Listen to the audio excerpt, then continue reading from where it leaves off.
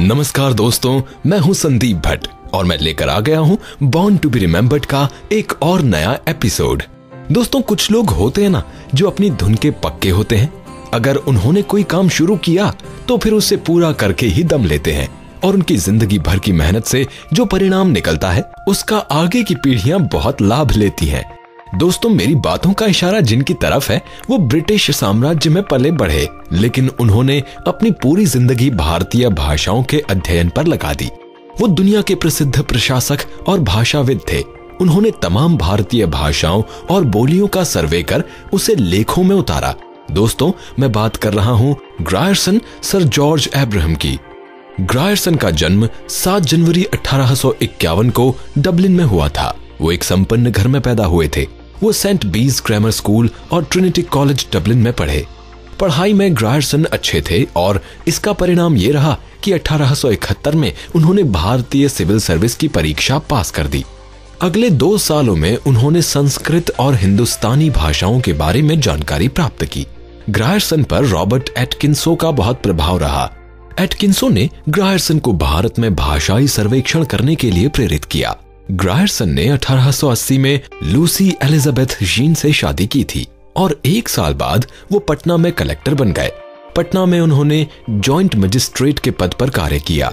भारतीय प्रशासनिक सेवा करते हुए ग्रायरसन ने 23 साल तक अपने कर्तव्यों को निभाया, लेकिन अपने काम के साथ साथ उन्होंने भाषाओं का सर्वे भी शुरू कर दिया। सर्वे को लेकर ग्रायरसन ने काफी मेहनत की और भारत आने के 4 साल बाद ही उन्होंने भाषा और लोक कथाओं पर लेख प्रस्तुत किए।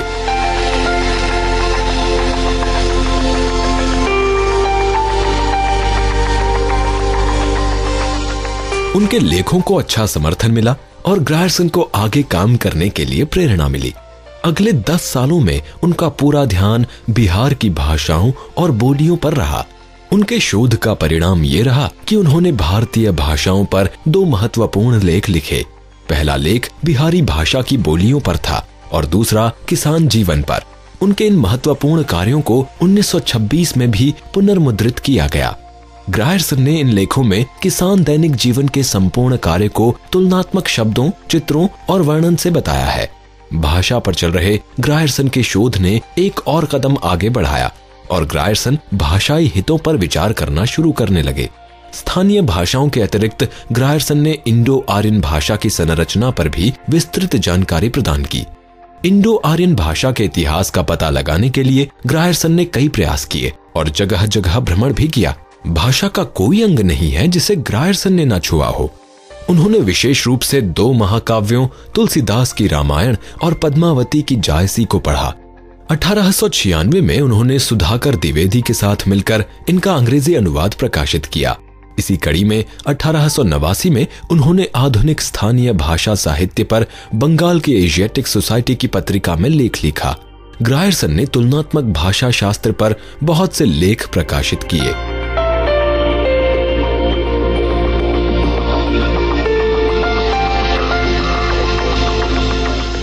1895 में ग्रायरसन का भाषाई शोध का सफर कश्मीर तक पहुंच गया और उन्होंने कश्मीरी भाषा पर लेखों की एक लंबी श्रृंखला लिखी। ये लेख बाद में किताब के रूप में लोगों तक पहुंचे। ग्रायरसन ने कश्मीरी और यूरोपियन बोलियों में काफी समानता देखी। ऐसी ही समानता उन्होंने यूरोपियन और एशियन जिप्सी बोलियों में भी देखी थी। लगातार भाषा पर काम करने का प्रभाव ये हुआ कि उन्हें 1898 में भारतीय भाषा सर्वेक्षण की परियोजना का अधीक्षक नामित किया गया। ये उनके लिए भाषा शोध पूरा करने का सबसे बड़ा मौका था और उन्होंने ऐसा किया भी। भाषाई सर्वेक्षण की बदौलत 1906 में उनकी पहली किताब the Pisaca languages of north western India प्रकाशित हुई। आखिरकार 1928 में कड़ी मेहनत के बाद उनका भारतीय भाषाओं पर सर्वे पूरा हुआ। ये आज भी भारतीय भाषाओं पर सबसे मजबूत शोध है। ग्रायरसन ने शोध में हर संभव भाषा और बोली का वर्णन किया है। ग्रायरसन का ये शोध 19 संस्करणों में सामने आया है।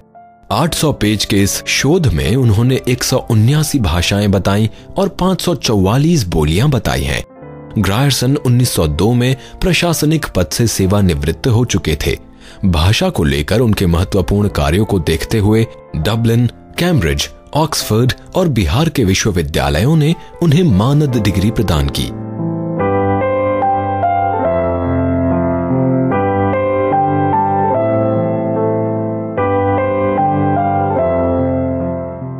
इसके अलावा ग्रायरसन कई सोसाइटियों के सदस्य भी रहे। ग्रायरसन हमेशा मानवता को प्रमुखता देते थे। इसके अलावा वो संगीत से भी लगाव रखते थे। 9 मार्च 1941 को उन्होंने अपनी आखिरी सांस ली। उनके द्वारा किया गया भारतीय भाषाओं पर शोध वर्तमान और भविष्य को लेकर बहुत ही अहम है।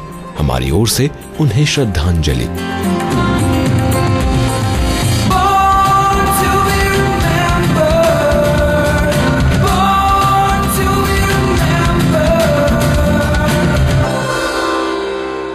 दोस्तों, हमारी अगली हस्ती ने भी अपने अंदर शोध के जुनून को पाला और विज्ञान में अहम योगदान दिया। उनकी रिसर्च ने उन्हें विश्व भर में ख्याति दिलाई, लेकिन उन्होंने काम करने के लिए अपने देश को ही चुना और national Centre for Biological sciences की स्थापना की। उनका नाम है उबैद सिद्दीकी।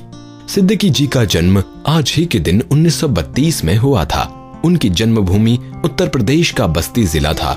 सिद्दीकी जी का परिवार शैक्षिक रूप से संपन्न था, इसीलिए उनकी पढ़ाई को लेकर भी काफी जोर दिया गया। उन्हें परिवार में बौद्धिक माहौल में बड़े होने का मौका मिला। उन्हें बचपन में फोटोग्राफी का बहुत शौक था, लेकिन पढ़ाई के माहौल में रहने के बाद धीरे धीरे वो शिक्षण की ओर बढ़े। 1953 में वो अलीगढ़ मुस्लिम विश्वविद्यालय से परास्नातक हुए। इसके बाद सिद्दीकी जी ने 3 साल 1954 से लेकर 1957 तक इसी विश्वविद्यालय में पढ़ाया। सिद्दीकी जी की मेहनत ने उनके लिए नए दरवाजे खोले और रिसर्च स्कॉलर बनने के बाद वो Indian agricultural research institute Delhi में आ गए। रिसर्च में आने के बाद उनकी पढ़ने की इच्छा लगातार बढ़ती रही और वो पीएचडी करने ब्रिटेन में ग्लासगो विश्वविद्यालय चले गए। यहाँ पढ़ाई पूरी करने के बाद उबैद सिद्दीकी ने पेंसिल्वेनिया विश्वविद्यालय में कोल्ड स्प्रिंग हार्बर लेबोरेटरी में काम किया। इस प्रयोगशाला में सिद्दीकी जी ने डीएनए के ऊपर कई प्रयोग किए।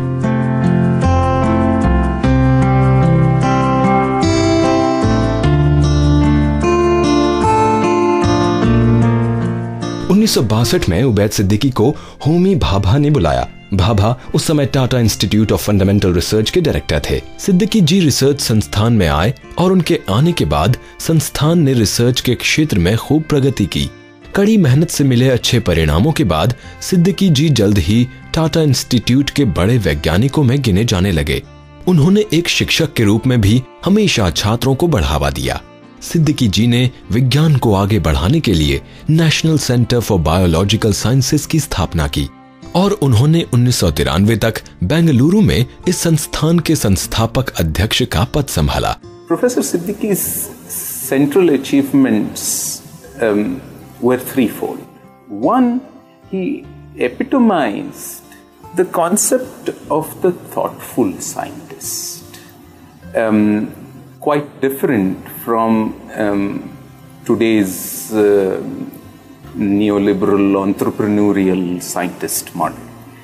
Two, he epitomized the self-effacing scientific institution builder, quite distinct from people naming scientific institutions after themselves. And three, he epitomized the seamless interface between a thoughtful science and a secular, tolerant, inclusive, humanist, dare I say, socialist society. He clearly had an absolutely profound influence on the biological sciences in India.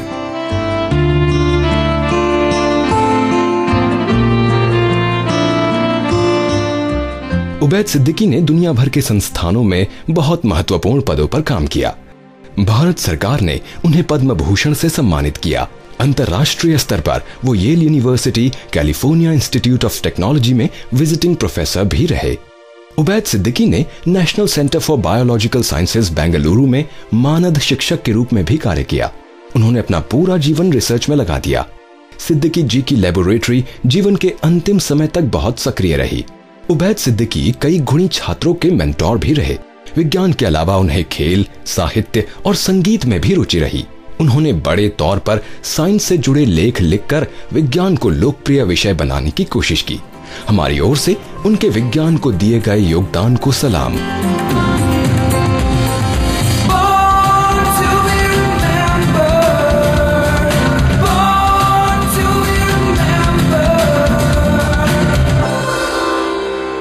दोस्तों, भारत के रंगमंच में ऐसे कम ही कलाकारों ने जन्म लिया है जिन्होंने राजनीतिक और सामाजिक वास्तविकता को सामने रखा है।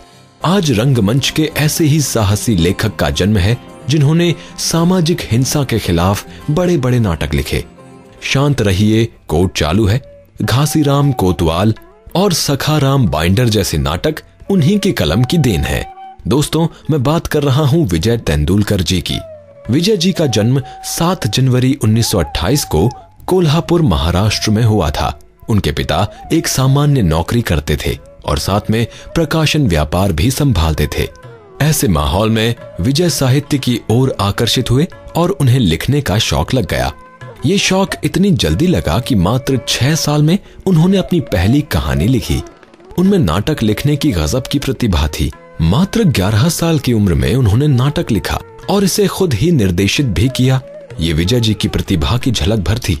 दोस्तों, एक सच्चा कलाकार वही होता है जो सामाजिक गुलामी के लिए लड़ता है।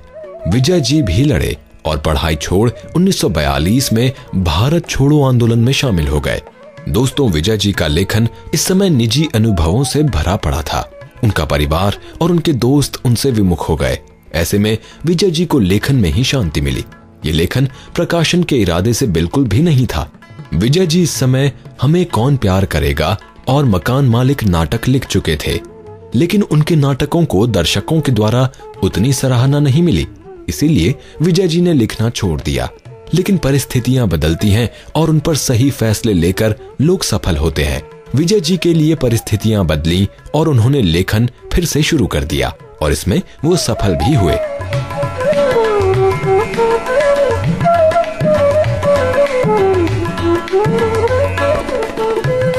1956 में जब उनका नाटक श्रीमंत आया तो इसे दर्शकों ने काफी पसंद किया। इस नाटक की सबसे बड़ी बात ये थी कि ये दर्शकों के साथ बातचीत पर आधारित था और साथ ही नाटक में एक सामाजिक संदेश भी छुपा था। इस कामयाबी के बावजूद विजय जी मुंबई में बने रहने के लिए मेहनत कर रहे थे। वो संघर्ष के इस दौर में चौल में रहते थे और चौल के इस अनुभव ने उन्हें शहरी मध्य वर्ग को समझने में मदद की और इसी मध्य वर्ग की परेशानियों को वो अपनी लेखनी द्वारा मंच तक ले आए। Writing is basically personal. It's creative. It's something which you want to throw out, something which you would like to say. And I don't think playwrights must stop doing that. Maybe for some time the play won't be staged. But that doesn't mean that you must stop writing on certain subjects or certain themes. That's not right. So I think they must not lose hope in any situation. And a statement, if it is to be made, needs to be made not once. Vijay ji ने 50 और 60 के दौर में Marathi theatre का रूप ही बदल दिया। उन्होंने नाटक में बहुत से प्रयोग भी किए। शांतता, कोर्ट चालू आहे, यानी शांत रहिए, अदालत चालू है, इसी का उदाहरण है। 70 के दशक में आए उनके नाटक सखाराम बाइंडर और घासीराम कोतवाल ने उनकी लेखनी को नए आयाम दिए। घासीराम कोतवाल भारतीय रंगमंच के इतिहास का सबसे प्रसिद्ध नाटक माना जाता है। मुरगले हो मुरगले हो मुरगले हो मुरगले। ऐका हो ऐका, आजपासून घासीराम सावरदास या पुण्याचा कोतवाल गेलाय हो। पुण्यनगरात घासीराम कोतवाल आले, त्यांचा कारभार चाले, कारभार चाले, कारभार चाले, कारभार चाले, त्यांचा कारभार चाले, कारभार चाले, त्यांचा कारभार चाले। गौरी बोले नाना डोले घाटी रामाचा कारभार चाले, कारभार चाले त्यांचा कारभार चाले, कारभार चाले त्यांचा कारभार चाले। विजय जी ने नाटक के अलावा फिल्मों में भी काम किया है। विजय जी ने आक्रोश और अर्ध सत्य जैसी यथार्थवादी फिल्मों का स्क्रीन प्ले तैयार किया है। इसके अलावा मराठी सिनेमा के लिए उन्होंने सामना, सिंहासन और उम्बरथा फिल्में लिखी। फिल्मों के साथ साथ विजय जी ने टीवी के लिए भी नाटक लिखे। टीवी नाटक स्वयं सिद्ध उन्होंने ही लिखी है। 21वीं सदी आते आते विजय जी ने अपनी लेखनी को और विकसित किया और 2 उपन्यास कादम्बरी 1 और कादम्बरी 2 लिखे। इसी दौर में विजय जी का पहला अंग्रेजी में लिखा नाटक हिज फिफ्थ विमेन भी आया। 2004 में न्यूयॉर्क में इस नाटक का मंचन विजय तेंदुलकर फेस्टिवल में किया गया। 19 मई 2008 को पुणे में उनका देहांत हो गया। अपने पूरे करियर में विजय जी ने 27 नाटक लिखे। घासीराम कोतवाल, कमला और सखाराम बाइंडर जैसे नाटक उनके रंगमंच को दिए बेहतरीन तोहफे हैं। उनके जीवन के ऊपर 2005 में Tendulkar and violence then and now documentary भी बनाई गई। हमारी ओर से इस साहसी लेखक को श्रद्धांजलि।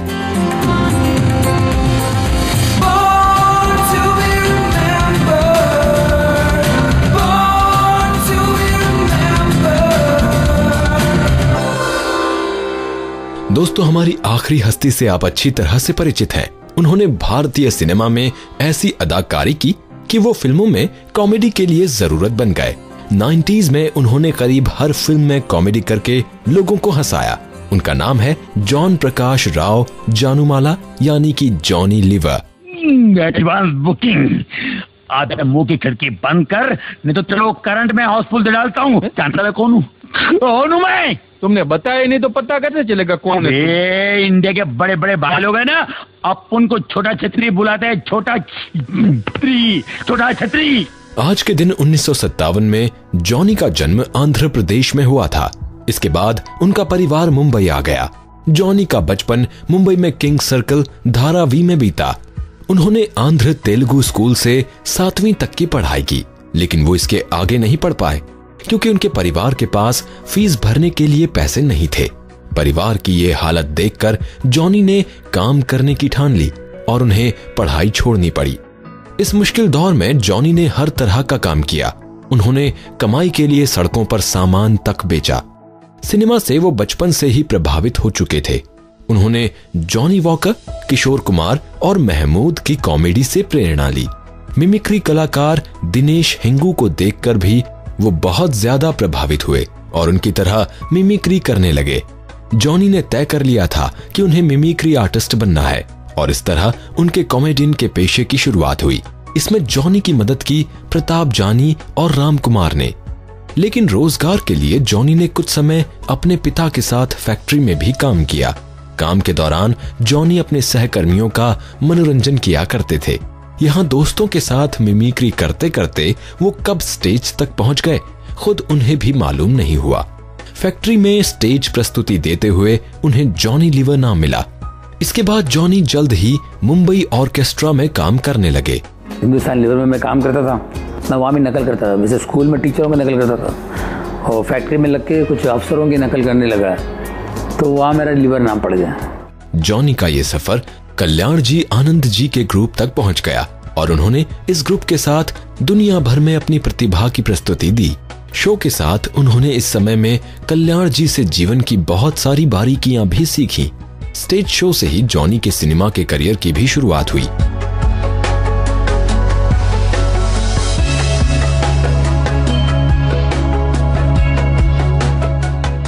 एक शो के दौरान जॉनी को सुनील दत्त साहब ने देखा और उन्हें अपनी फिल्म दर्द का रिश्ता में काम करने का ऑफर दिया।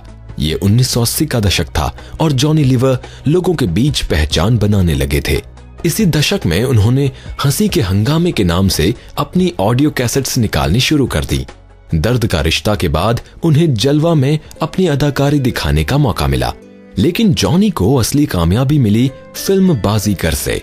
फिल्म में उन्होंने बाबूलाल के किरदार से सबको हंसाया था। अब देखो यहाँ पर कोई भी नहीं है, फोन ऐसे रखा हुआ है। एक दिन मैं रहूं तो पता नहीं चोपड़ा पहले से क्या होगा। हेलो सेठ जी आप कैसे हैं? बढ़िया हूँ।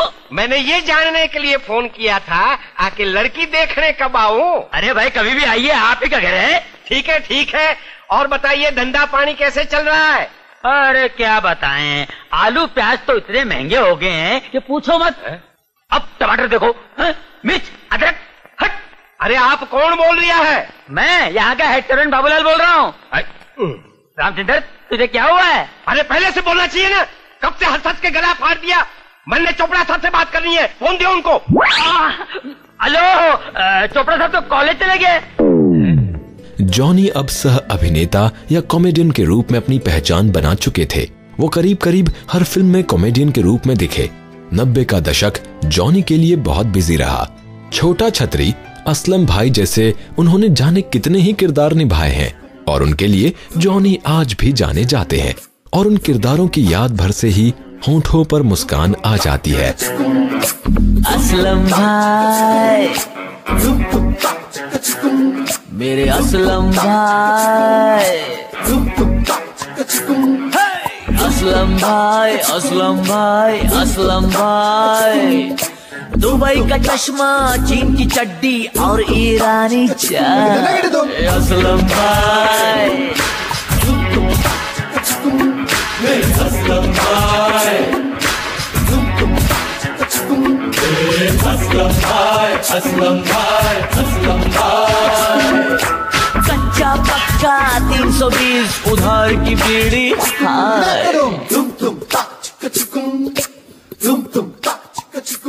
जॉनी ने दीवाना मस्ताना के लिए बेस्ट कॉमेडियन का फिल्म फेयर पुरस्कार जीता। इसके बाद ये सम्मान उन्हें दूल्हे राजा के लिए भी मिला। दूल्हे राजा में उन्होंने गोविंदा और कादर खान के साथ जमकर कॉमेडी की थी। बिना पेंदी के लोटे, तू इधर क्या कर रहा है? इधर खाना खाने आया था। तू मेरे होटल का मैनेजर है, खाना इधर खाता है? क्या है कि मेरी तनख्वाह तो आपके यहाँ खाने पीने में चली जाती है, बचता क्या? आप सोचिए मेरे फ्यूचर का क्या होगा? फ्यूचर? अरे ये गोरा, ये मेरे होटल में रहता, खाना इधर खा रहा है? सिर्फ ये गोरा ही नहीं, ये काला, वो पतला, वो मोटा, ये सारे अपने होटल में रहते हैं लेकिन खाने यहाँ आ जाते। क्यों? मेरा खाना क्या सड़ा हुआ है? इनके पेट में दर्द होने लगता है? जहाँ से आपका खाना 4 गुना महंगा है, ऊपर से सेल टैक्स, मेल टैक्स, ये टैक्स, ऊपर से मेरे होटल में जो खाए एक बार, वो आए यहाँ बार बार। तू उसकी तरफ है कि मेरी तरफ है? मैं तो आपकी तरफ। ये कैसा मेरी तरफ है? उंगली उसकी तरफ है लेकिन दिल आपकी तरफ है। मैंने आपका नमक खाया है। अभी तो मेरे से मार भी खाएगा। सठिया गए हैं आप। कुछ नहीं। जॉनी अब तक करीब 300 फिल्मों में काम कर चुके हैं। खिलाड़ी, करण अर्जुन, राजा हिंदुस्तानी, इश्क, आंटी नंबर 1 और जुदाई जैसी कई फिल्मों में जॉनी ने अपनी छाप छोड़ी है। हमारी ओर से उन्हें जन्मदिन की शुभकामनाएं।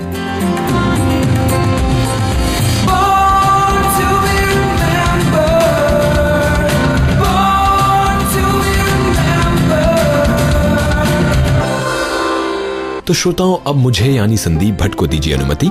मिलते हैं कल इसी समय कुछ नई शख्सियतों के साथ। नमस्कार।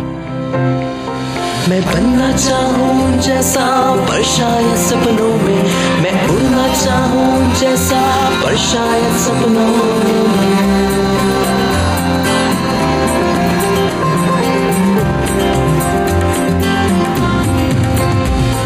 सपनों की है उड़ान, कांटे बन गए फूल समान, रोक न पाए वो मुझको मुट्ठी में मेरी आसमान।